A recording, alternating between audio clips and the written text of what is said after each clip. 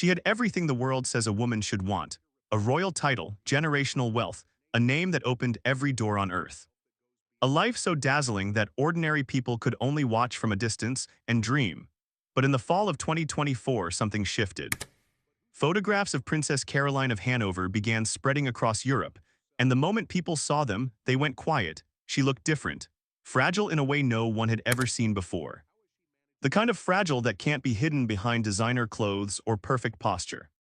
Her face, the face that had graced 1,000 magazine covers, was thinner, sharper, and her eyes were carrying something heavy, something old, something that no amount of royal training could disguise.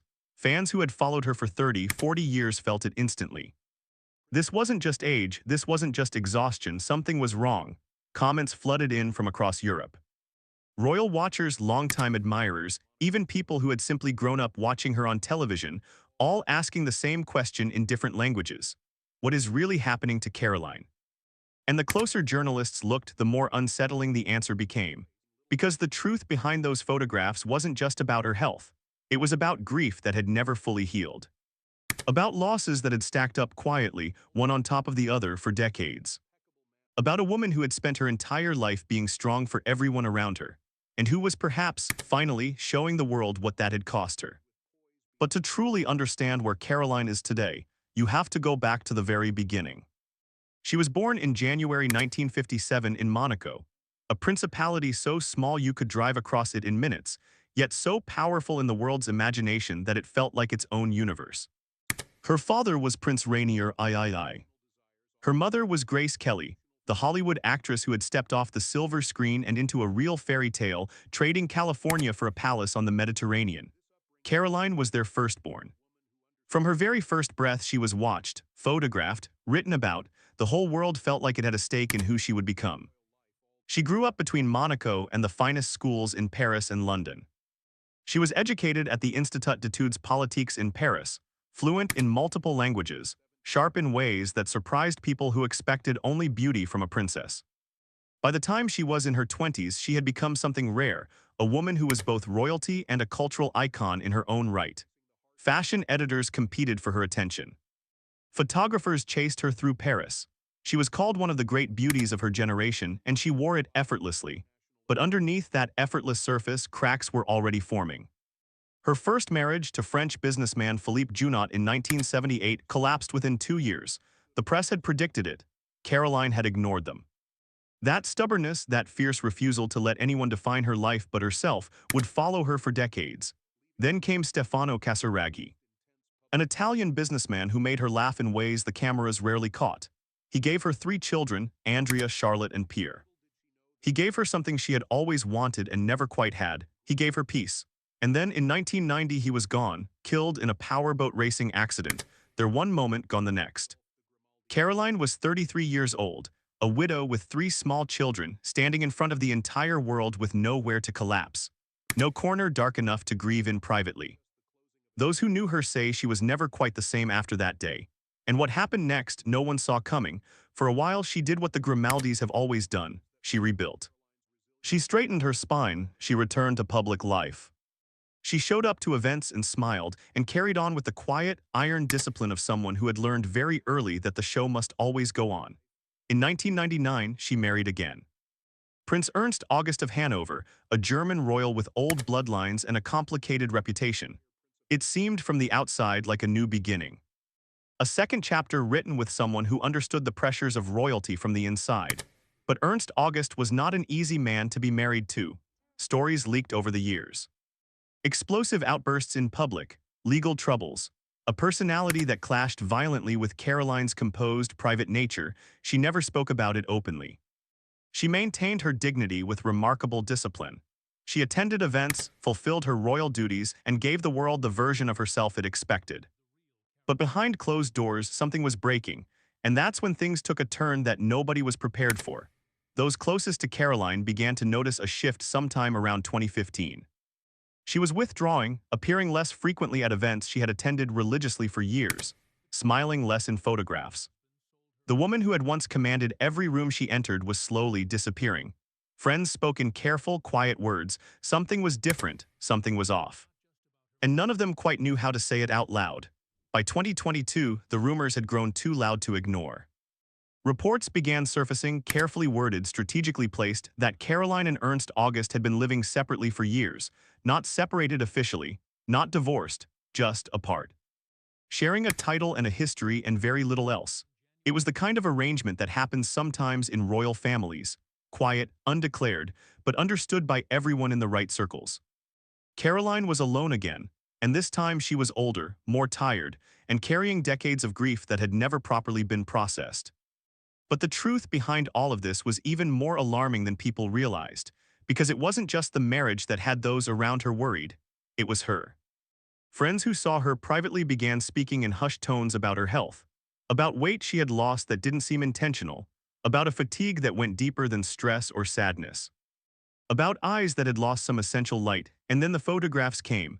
Late 2024, a quiet public appearance in Monaco, dressed impeccably as always, posture straight, smile in place.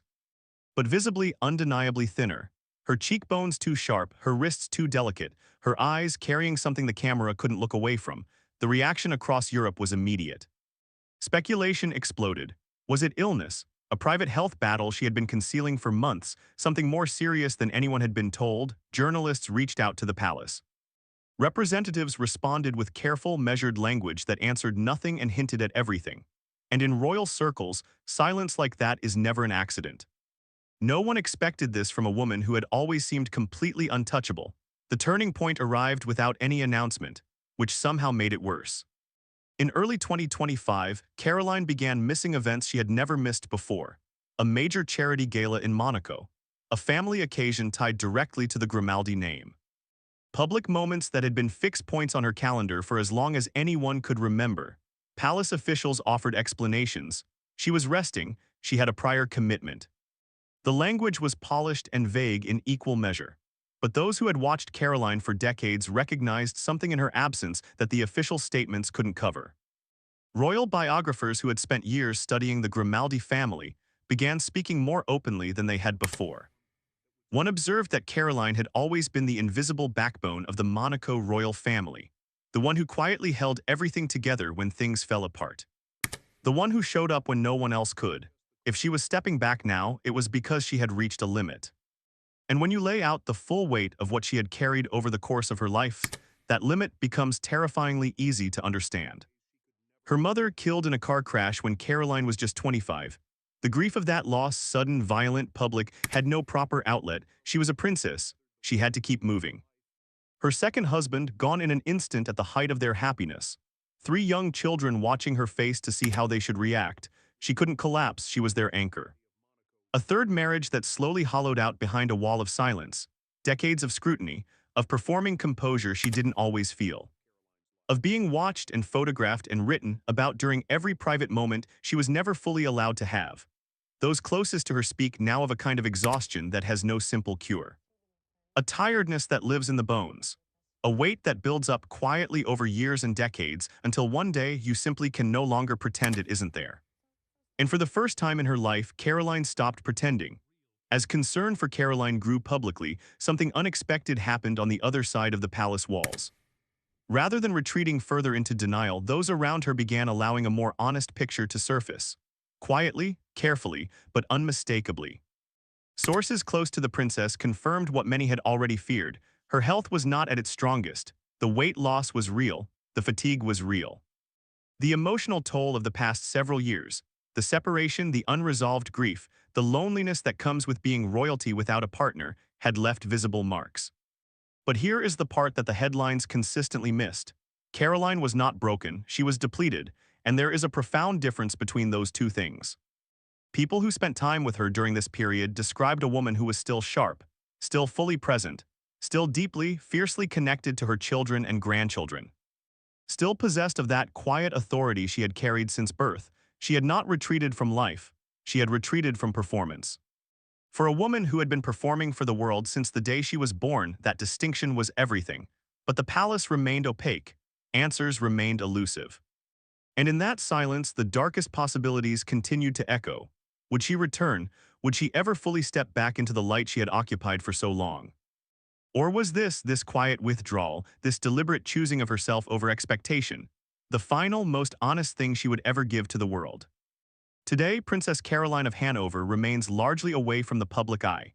She surfaces occasionally, brief chosen appearances that remind the world she is still there, still standing, still carrying herself with the particular dignity that has defined her across 7 decades of an extraordinary life. But the woman who appears now is not the same woman who once dazzled the world without apparent effort. She is something richer and more complicated than that. She is someone who has survived the unsurvivable more than once, and who has arrived at a point in her life where she is finally allowing herself to rest. In a world that never stops demanding more from the women it puts on pedestals, that is not a small thing. That is an act of quiet courage. And whatever comes next for Caroline, she has more than earned it. So tell me, what do you think about Caroline's story? Does she deserve the privacy she is finally claiming for herself? Or do you think the people who have followed her life for so long deserve to know more about what she is going through? Leave your thoughts in the comments. Every single one gets read. And this community always has something worth saying. If this story stayed with you, hit that like button. Subscribe if you haven't already. Because we tell the stories behind the stories, the real moments, the real weight, the real human beings behind the crowns. There's so much more to come.